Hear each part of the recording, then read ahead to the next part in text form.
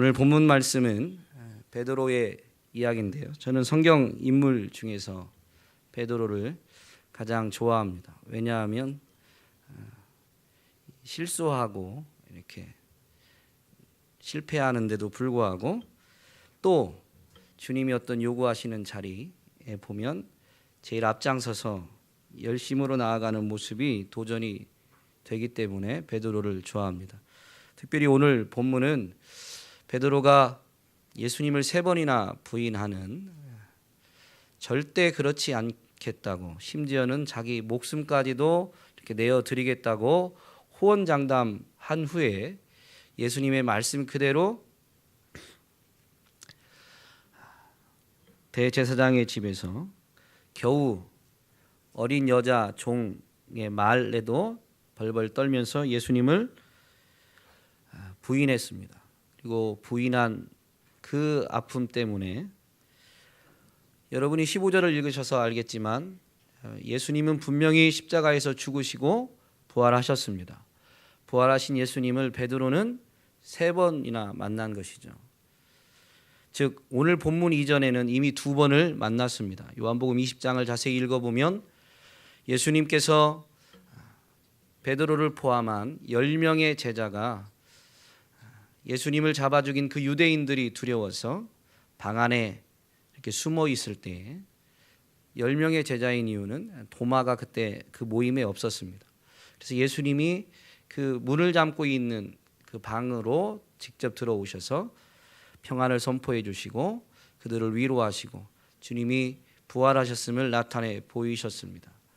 또 8일 후에는 이제 도마까지 함께 있습니다. 12제자 중에 가룟 유다는 예수님을 배반하고 떠났으니까 이제는 11명의 제자들이 방 안에 모여 있는 그때에 예수님이 다시 나타나셔서 부활하셨음을 분명히 보여주셨습니다. 그리고 그때에 그 전에 없었던, 8일 전에 없었던 도마에게, 제자들은 봤다고 할 때 도마는 내가 예수님의 손에 못자국에 손가락을 넣어보지 않고 옆구리에 창자국을 내가 직접 만져보지 않고는 그 부활하신 주님이 부활하셨다는 것을 믿을 수 없다라고 말했었거든요. 이 사실을 아신 예수님께서 이제 11명의 제자가 모여 있는 그때 그 모임 가운데 오셔서 도마에게 만져보라고 하시면서 믿음 없는 자가 되지 말고 믿는 자가 될 것을, 또한 보고 믿는 자들보다는 보지 못하고 믿는 자들이 복되다는 것을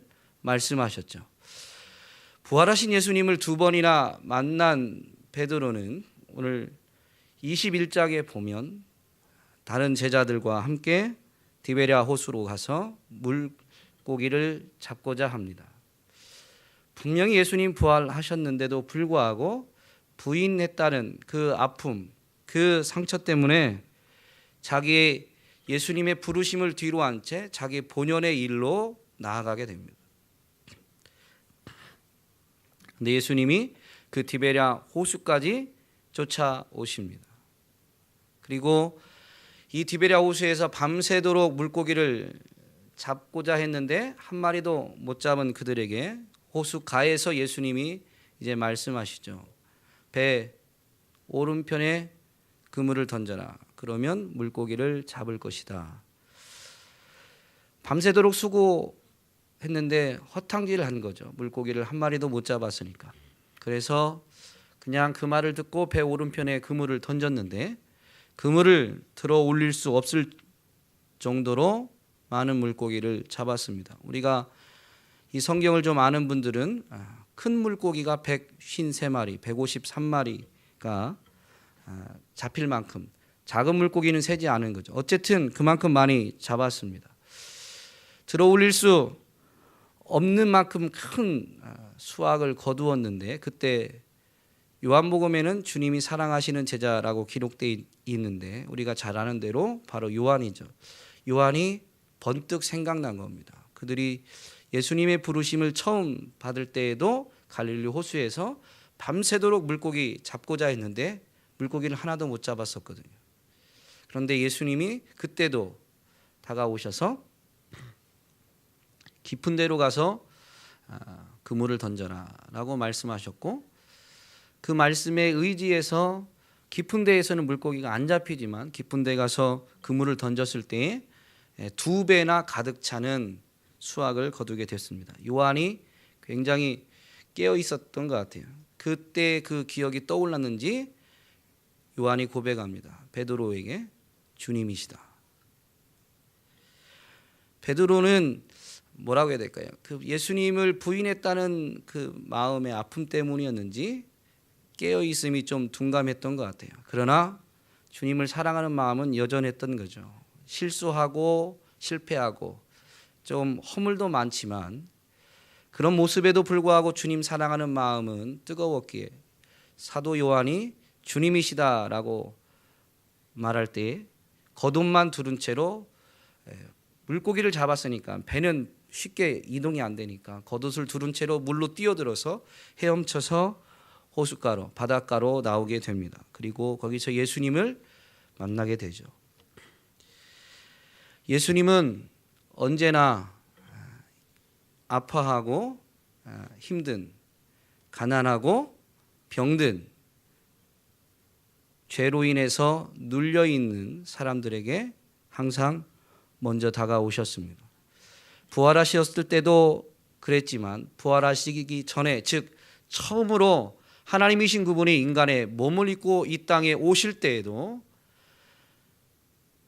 많은 죄에서 자기 백성을 구원하기 위해서 하나님이신데 인간의 몸을 입고 이 땅에 오셨습니다.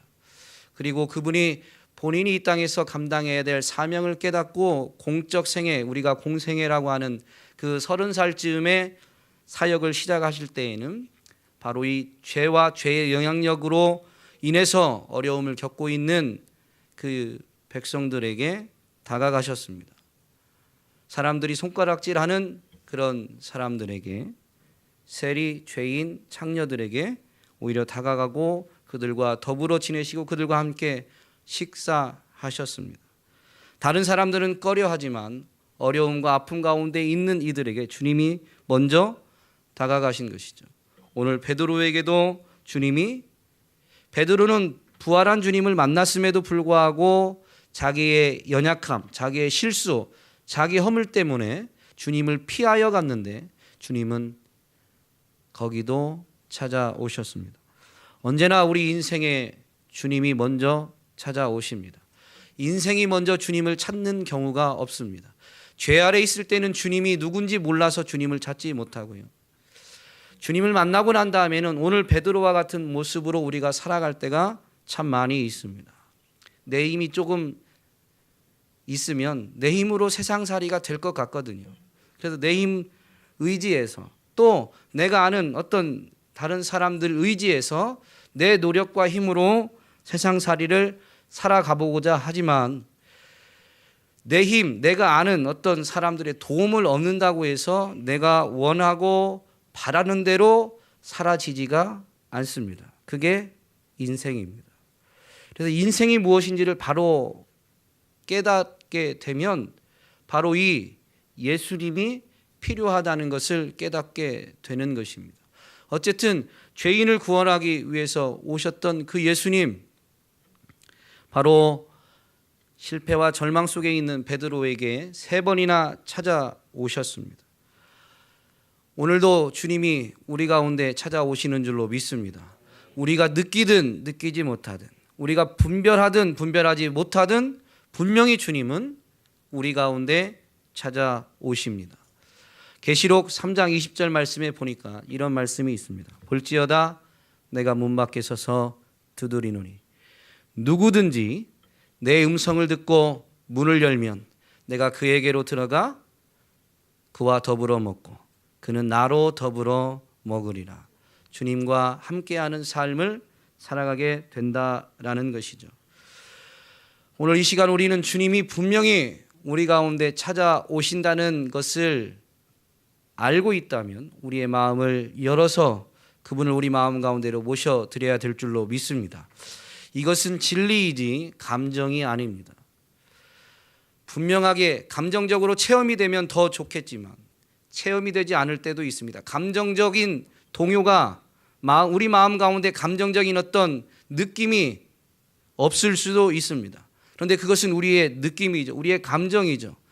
진리는 주님이 지금 문 밖에 서서 두드리고 계시다라는 것입니다. 그리고 누구든지 듣고 문을 두드리는 것을 듣고 그 마음의 문을 열기만 하면 주님이 들어오셔서 그 사람과 함께 더불어 살 것을 약속해 주셨습니다. 그래서 보여지든 보여지지 않든 느껴지든 느껴지지 않든 이 말씀 부여잡고 주님 제 마음 가운데 제 삶 가운데 오셔서 저와 함께하여 주옵소서라고 주님을 인정하고 주님을 초청하는 자에게는 주님이 함께하는 은혜를 분명히 누리게 될 줄로 믿습니다. 세 번째, 베드로를 찾아오신 이 예수님이 미리 조반을 준비하셨다가 제자들의 것까지 준비하기 위해서 잡았던 생선 중에 일부를 갖고 오라고 해서 생선을 더 구워서 제자들과 함께 식사를 하십니다. 그리고 식사를 마친 다음에는 우리가 15절에서 읽은 것처럼 베드로에게 질문합니다. 식사하고 나서 베드로에게 질문하니까 베드로가 대표가 됐지만 딱 베드로 한 사람을 향한 질문이 아닌 예수님을 따르기로 한 모든 제자들에게 동일하게 하는 질문인 줄로 믿습니다. 그래서 이 질문은 성경상의 이야기로 끝나는 것이 아니라 오늘 주님이 우리 가운데 찾아오시는 것을 분명히 인정하고 마음의 문을 열고 주님을 모셔드리기로 결단하는 모든 사람들에게 주님이 하시는 말씀인 줄로 믿습니다. 주님이 이렇게 말씀하셨습니다. 요한의 아들 시몬아, 네가 이 사람들보다 나를 더 사랑하느냐. 네, 한글 성경에는 이 사람들보다라고 되어 있지만 영어 번역에 보면 특별히 NIV만 제일 보편적으로 저희들에게 보급되어 있어서 NIV 버전을 보면 Do you truly love me more than this로 되어 있습니다. This. 그러니까 지시 대명사죠. 이것들 가리키는데 그것이 사람일 수도 있고 사물일 수도 있습니다. These people일 수도 있고 these things가 될 수도 있습니다. 어쨌든 한글 성경에 있는 대로 이 사람들보다 나를 더 사랑하느냐라는 것은 베드로가 지금 그 다른 제자들과 함께 부활한 예수님을 만나고도 그들과 함께 물고기 잡으러 간 것은 그들과 마음이 통했다는 거예요. 다른 제자들과 함께 하고자 하는 마음이 있었다는 것은 그들과 마음이 통했다는 것, 그들과 어떤 이 동역자, 친구 이상의 의식이 있었기에 부활하신 예수님을 두 번이나 만나고도 그들과 함께 바로 디베랴 호수로 가서 물고기를 잡게 된 것이죠. 그들보다 나를 더 사랑하느냐라는 것입니다. 여러분 어떻습니까? 직장의 동료보다, 여러분의 친한 벗보다, 또는 좀 더 나아가면 여러분의 가족보다 주님을 더 사랑하십니까? 예수님이 제자들을 가르치실 때에 예수님을 따르는 길은 바로 아내, 가족, 형제, 친구들을 버리는 길이 될 수도 있다는 것을 직접 말씀하셨습니다. 예수님을 따라오려면 모든 그런 인간 관계를 끊어야 된다라는 것은 아닙니다. 그러나 주님 사랑하는 것보다 앞서서는 안 된다는 것을 직접 말씀하신 것이죠. 왜냐하면 성경 다른 부분에 보면 부모를 공경하고 아내를 사랑하고 자녀를 믿음으로 양육하되 노엽게 하지 말 것을 분명히 가르쳐 주고 있으니까 예수님의 이 말씀은 가르침은 모든 예수님을 따르기 위해서 모든 인간 관계를 다 끊고 예수님만 따라올 것을 말씀하신 것이 아니라 예수님을 따르는 데 있어서 그 어떤 것도 끼어들어서는 안 된다는 것입니다. 오늘 이 질문과 같은 것이죠.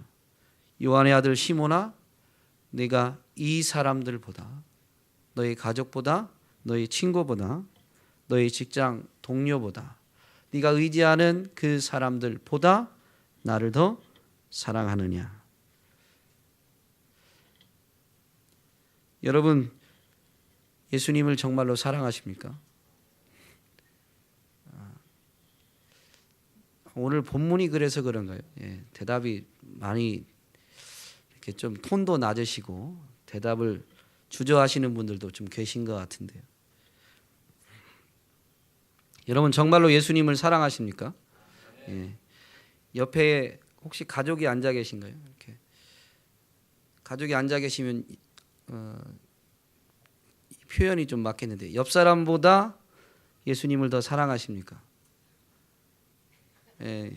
이런 일로 부부싸움 나진 않겠죠. 예. 어쨌든 예수님의 요구는 그 사람보다 주님을 더 사랑하길 원하십니다. 두 번째로 이 thes를 these things로 만약에 해석을 하면 이것들인데 지금 이것들은 뭘까요? 그 옆에 있는 물고기 잡는 데 썼던 도구들이 있습니다. 바로 배 그리고 그물 뭐 제가 아는 건 이 정도 수준이라 그렇지만 어쨌든 어부가 생활할 수 있는 모든 도구들이 거기에 포함되기도 하고 또 주님 말씀 따라서 바로 좀 전에 그물을 끌어올릴 수 없을 정도로 잡았던 풍성한 수확, 물질이죠. 오늘날로 하면 돈이죠. 그 돈보다 나를 더 사랑하느냐라는 것입니다. 우리가 세상살이 할 때 이 세상에서 필요한 것들이 많이 있습니다. 직업, 또 가정에 생활하는 데 필요한 것들이 있습니다. 그리고 우리가 많이 추구하는 것 중에 하나가 돈입니다. 그런데 정말로 그 모든 것들보다 이 것들보다 주님을 더 사랑하느냐라고 예수님이 물으신 것입니다. 부활하신 예수님을 두 번이나 만나고도 물고기 잡으러 왔으니까 물고기 잡는 그것보다 정말로 너 나를 사랑하느냐라고 주님이 확인하고 계신 것이죠. 우리가 이 땅을 사는 동안 직장도 필요하고 사업도 필요하고 일하는 것이 필요합니다. 그리고 그 일을 통해서 어떤 물질적인 보상, 즉 수익을 얻는 것도 분명히 필요합니다. 세상살이에 그것이 필요 없는 게 아닙니다. 그런데 그것보다 정말로 주님을 더 사랑하느냐라는 것이죠. 물고기 밤새도록 못 잡았는데 예수님이 오셔서 말씀 한마디 해주시니까 말씀으로 가르쳐 주시니까 밤새도록 한 마리도 못 잡았던 그 물고기를 단 한 번의 그물질로 끌어올릴 수 없을 만큼 많이 잡았기에 예수님을 사랑하는 것이 물고기 잡는 현장에서 잘 잡는 비법, 아니 잘 잡을 수 있도록 도와주는 도우미로 필요로 하는 것은 아니냐라는 것이죠. 우리가 신앙생활하는데 정말로 우리의 삶의 모든 것보다 예수님을 더 사랑해서 예수님을 따라가기로 예수님을 사랑하며 예수님을 따라가기로 결단하고 있는지 아니면 내가 내 힘으로 세상살이를 해보고자 하는데 이 세상살이가 내 힘만으로 되지 않으니까 때로는 밤새도록 그물을 내려도 헛그물질만 할 수 있는데 그때 주님 예수님이 필요해서 우리는 예수님을 따른다고 하고 있진 않느냐라는 것입니다. 여러분 어떻습니까? 정말로 이 모든 것들보다 예수님을 더 사랑하십니까? 가족들보다 예수님 더 사랑하냐고 물을 때보다 지금이 더 대답이 없으시네요. 다시 한번 여쭙겠습니다. 그 모든 것들보다 예수님을 더 사랑하십니까? 예수님의 질문에 베드로는 사실 3번 동일한 답변을 했습니다. 그런데 동일한 질문을 3번이나 하시다 보니까 세 번째 베드로는 근심했습니다. 좀 생각에 빠진 거죠. 그러면서 17절에 보면 이렇게 베드로가 고백합니다. 주님 모든 것을 아시오매 내가 주님을 사랑하는 줄 주님이 아시나이다 라고 고백합니다. 모든 것을 아시오매 베드로가 호언장담 한 대로 하지 못함으로 인해서 즉 실패함으로 인해서 예수님을 3번이나 부인함으로 인해서 지금 갖고 있는 어떤 아픔, 부끄러움, 송구함 그것을 주님이 다 알고 계시다라는 것이죠. 주님이 다 알고 계심에 사실은 비록 그렇게 했지만, 내가 실패했지만, 내가 넘어졌지만, 그러나 그때 그 순간에 말했던 것은 거짓은 아니었던 거죠. 그리고 부활하신 주님을 2번이나 만났지만 제가 너무 송구해서 주님 앞에 있는다는 것, 주님 곁에 있는다는 것이 너무 죄송해서 주님 곁을 떠나서 다시 물고기 잡으러 왔지만, 그렇다고 해서 제가 주님을 사랑하지 않는 것은 아니다라는 것을 주님이 알고 계시다라는 것이죠. 이 베드로의 3번째 고백이 바로 주님의 사랑 때문에 이루어진 고백입니다. 예수님이 왜 베드로를 그렇게 찾아오셨나요? 예수님이 왜 동일한 질문을 3번이나 하셨을까요? 이 고백을 받고 싶으셨던 거죠. 한번 생각해 볼까요? 혹시 부부간에 앉으신 분들 계신가요? 한 분도 안 계세요? 제 아내를 데리고 왔어야 되는데. 저희 아내랑 연애해서 이제 결혼을 했습니다. 근데 제가 6개월을 쫓아다니다가 결혼하다 보니까 제가 이제 사랑을 이렇게, 아내가 저한테 사랑을 확인하는 것보다 제가 아내에게 사랑을 확인하는 경우가 더 많았습니다. 결혼 초기에는. 그래서 자기야 나 사랑하냐? 이렇게 제가 묻는 거예요. 그런데 여러분, 제가 6개월을 쫓아다니기까지 아내를 사랑했기 때문에 그 질문을 하는 겁니다. 자기야 나 사랑해? 그러면요, 제 아내가 조금 이런 표현이 쑥스러워해가지고 잘 안 해요. 그러면 제가 할 때까지 쫄릅니다. 이렇게. 나도 이렇게. 저희 좀 바뀌었거든요. 제 아내가 그러면 나도 뭐 제가 이렇게까지 해서 나도 당신을 사랑해 라는 고백을 하게끔 유도하는데요, 너무 힘들어가지고 요즘은 잘 안 합니다 이제. 근데 어쨌든 드리고 싶은 말씀은 뭐냐면요, 제가 아무리 매력적인 여성이 있다고 해도 처음 보거나 몇 번 봤다고 해서 혹시 저 사랑하십니까? 이렇게 묻지 않는다는 거죠. 제가 만약에 그렇게 하면 저는 어떤 사람이에요? 제정신이 아닌 거죠. 미친 거죠. 무슨 얘기를 드리고 싶은 거냐면, 너 나 사랑하니? 라는 질문을 했다는 것은 제가 제 아내한테 그 남자임에도 불구하고, 뭐 남자는 그러지 말라는 법은 없지만 보편적으로는 안 그러니까. 근데 남자임에도 불구하고 제가 먼저 사랑을 확인한 이유는, 저는 제 아내를 6개월을 쫓아다니면서 교제하고 3년을 교제하는 동안 장모님의 반대로 결혼을 못할 뻔하기도 했고, 그러다 보니까 제가 제 아내를 사랑하는 마음이 더 큰 거예요. 그러니까 아내한테 사랑을 확인하는 거죠. 너 나 사랑하니? 예수님이 지금 베드로를 3번이나 찾아오셨고, 부활하신 이후에요, 3번이나 찾아오셨고, 3번이나 요한의 아들 시몬아 너 나 사랑하니? 이 말씀은 나는 너를 너무너무 사랑한다는 것을 전제하고 있는 겁니다.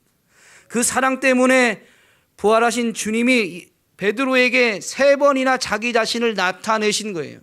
심지어 2번이나 확인시켜 주셨는데도 불구하고 물고기 잡으러 갔는데 거기까지 찾아오셨습니다. 그리고 다시 묻는 거예요. 너 나 사랑하니? 주님의 그 사랑이 아니었으면 베드로는 베드로가 될 수 없습니다. 이것을 깨닫고 나서 저는 베드로가 그렇게 좋아졌습니다. 저도 정말 은혜를 받고 나면 그러잖아요. 내가 주를 위해 살겠습니다. 목사까지 되면 어떻겠어요? 주를 위해 내 삶을 다 바치겠습니다. 목사가 된 사람 치고 처음부터 잘못될 걸 계산하고 잘못될 일들을 의도하고 목사 되는 사람은 단 한 명도 없습니다. 선교지에서도 선교사님들로부터 안타까운 이야기를 전해 들을 때가 있죠. 그런데 자기의 생애를 다 던져서 주를 위해 살겠다고 하면서 고국을, 친척을 떠나 선교지로 가시는 분들이 그때 그 부르심에 순종했을 때의 마음은 주님을 온전히 사랑하는 마음이었지, 내가 선교지 가서 나를 보는 사람들이 없으니까 내 마음대로 살아야지 하고 선교지로 가는 사람은 단 한 명도 없습니다. 그렇게 주님 사랑한다고 고백하는데 매번 실패하는 거예요. 제가 주님 사랑해서 어떻게 살아보겠습니다라고 결단대로 산 적이 없습니다. 그런데도 불구하고 결단대로 살지 못해서 조금 다시 식어지고 지쳐있고 신앙생활이 밋밋해져 있는데, 아니 밋밋해진 그것이 내 안에는, 내 영은 힘들고 아파하는 수준이 되면 사실은 어리석은 인생이기에 그때서야 주님이 이미 나를 찾아오셨고 내 마음의 문을 두드리고 계시다는 것을 그 어려움의 시기 때 깨닫더라 이겁니다. 그런데도 그 힘들고 어려운 그 시기 때 그것을 깨닫게 되면 주님이 나를 포기하지 않고 나를 향한 그 큰 사랑으로 끊임없이 나를 찾아오시고 다른 것을 물으시는 것이 아니라 너 나 사랑하느냐? 너 정말로 나를 사랑하느냐? 근데 제가 실수한 것, 제가 이렇게 연약해서 넘어진 것 주님 아시잖아요. 그러면 그거 내가 이미 안다는 거예요. 그러면서도 또 묻는 거죠. 너 나 사랑하느냐? 우리 주님이 주님의 자녀들, 백성들에게 요구하시는 것은 다른 것이 아닙니다. 어떤 완벽한 삶의 모습이 아닙니다. 어떤 교회를 위해서, 선교를 위해서 어마어마한 행적을 이루는 것이 아닙니다. 오늘 주님이 말씀하십니다. 너 나 사랑하느냐? 그 사랑이 우리로 하여금 주님과 함께 주님의 일을 다시 도전하게 하십니다. 그리고 우리가 우리의 힘으로 이루는 것 같아 이룰 수 있고 우리의 힘으로 이루는 줄 알았는데 그런 여러 번의 실패를 겪다 보니 주님의 일은 주님이 시작해서 주님이 이루시는 거죠. 다만 우리를 너무너무 사랑해서 주님이 시작하셨고 주님이 이루실 그 일에 우리를 부르셔서 주님이 이루시는 그 일을 동참하게 하고 주님이 어떻게 이루시는가를 목도하게 하셔서 우리로 하여금 하나님이 어떤 분이신지, 주님이 얼마나 위대하신가를 머리로 아는 것이 아니라, 남에게 전해 듣는 것이 아니라 우리가 그 주님을 배우는 것을 원하시는 거예요. 우리가 성경을 통해 지식으로 알았던, 남의 간증을 통해 귀로 들었던 하나님을 삶의 자리에서 그렇게 체험하게 되면, 베드로가 오늘 요한복음 21장을 끝으로 사도행전에 넘어가서는 초대교회 반석이 되었던 것처럼 주님이 이루시고자 하는 그 일에 우리도 반석과 같은 존재로 쓰임받게 될 줄로 믿습니다. 마지막으로 한 번 더 질문합니다. 여러분 정말로 주님을 사랑하십니까?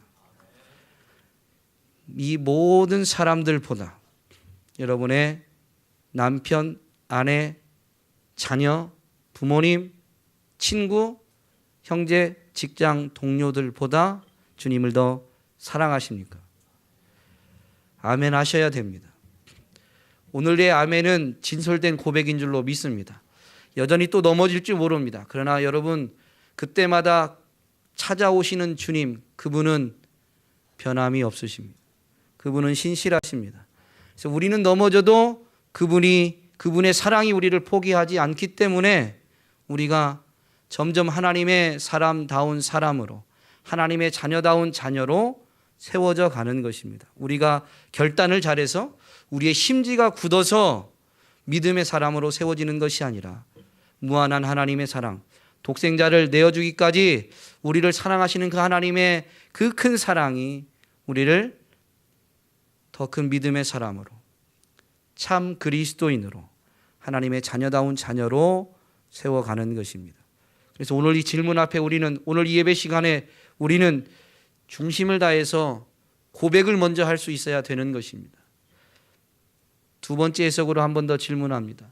여러분 정말로 주님을 이 모든 것들보다 여러분의 직장을 통해서 얻는 어떤 유익, 땅에서 그래서 그것으로 맛보는 즐거움, 그 모든 것들보다 주님을 더 사랑하십니까?